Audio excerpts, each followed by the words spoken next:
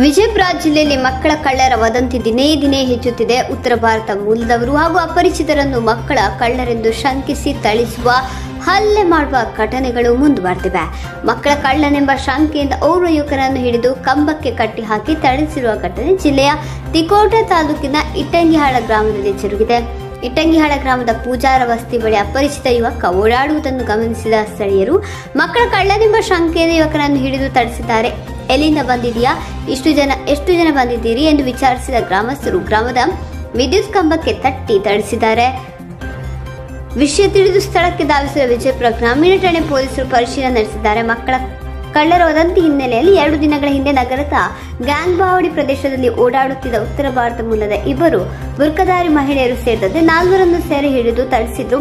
ಈ ಘಟನೆ ಹಸಿರಿರುವಾಗಲೇ ಇದೀಗ ಇಟ್ಟಂಗಿಹಾಳ ಬಸ್ತಿಯಲ್ಲಿ ವದಂತಿ ತಳಿದದ ಮತ್ತೊಂದು ಪ್ರಕರಣ ವರದಿಯಾಗಿದೆ.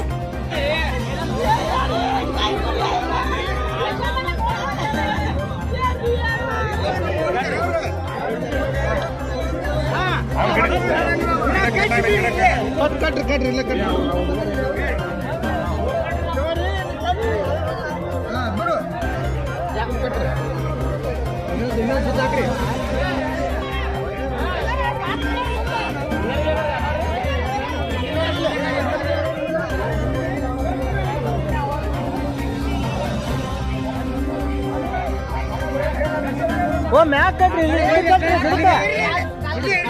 ಅಲ್ಲ ಅವ್ ಕೈ ಸೋಲಿ ಗಿಡ ಕಟ್ರಿ ಎಷ್ಟು ಮಂದಿ ಬಂದಿರ